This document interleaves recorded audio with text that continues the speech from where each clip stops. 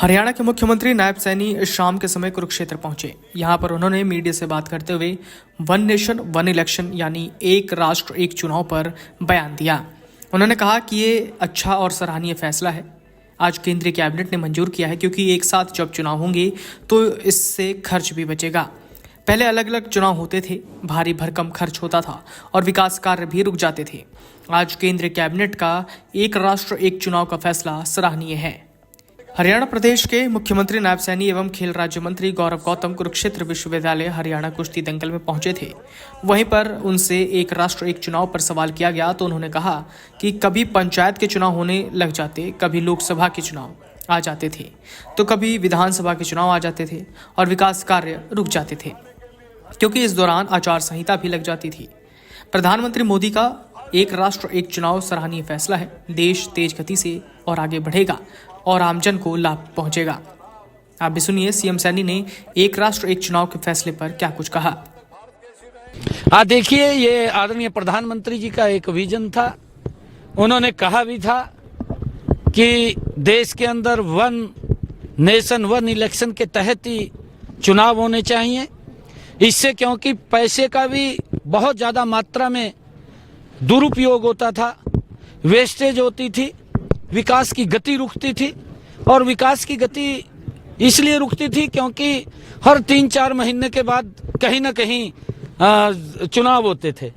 कभी पंचायत के चुनाव, कभी नगर पालिकाओं के चुनाव, कभी विधानसभाओं के चुनाव, कभी लोकसभाओं के चुनाव, कभी और कोई चुनाव आ जाता था। तो इससे आचार संहिता के कारण विकास की गति रुकती थी, पैसा ज़्यादा खर्च होता था। परंतु आदरणीय प्रधानमंत्री जी का जो ये विजन है, ये स्वागत योग्य है। मैं प्रधानमंत्री जी के इस फैसले की भूरी प्रशंसा करता हूं कि उन्होंने वन इलेक्शन और वन नेशन वन इलेक्शन को जो मंजूरी दी है, उससे देश का खर्चा भी बचेगा, देश विकास की गति पर तेजी से आगे बढ़ेगा और आम लोगों को भी उसका आमजन को लाभ होगा। कांग्रेस का झाड़ डूबता जा रहा है, कोई भी मुद्दा नहीं था जब से, क्योंकि महात्मा गांधी जी ने कहा था आजादी के बाद कि इस कांग्रेस को खत्म कर देना चाहिए। परंतु उनके कुछ अपने हेतु थे, उनके नेताओं के हेतु थे और उसके कारण से वो कांग्रेस जब सभी लोगों ने मिलकर के इस आज़ादी की लड़ाई के अंदर अपनी भूमिका अदा की थी। बहुत सारे ऐसे क्रांतिकारी वीर थे जिन्होंने इस देश की आज़ादी में अपने आप को न्यौछावर किया है और उसके बाद उसका लाभ लेने के लिए कांग्रेस के कुछ लोगों ने, कुछ नेताओं ने इसको जिंदा रखा।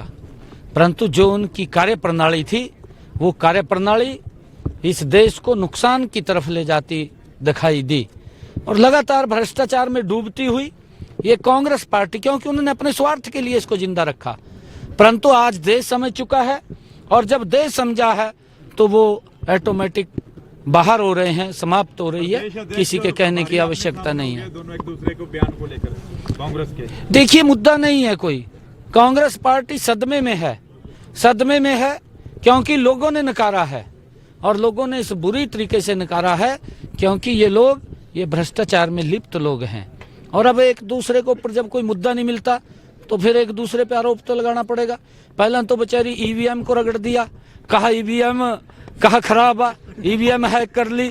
पहले तो उसको ऊपर पिल गए ये लोग।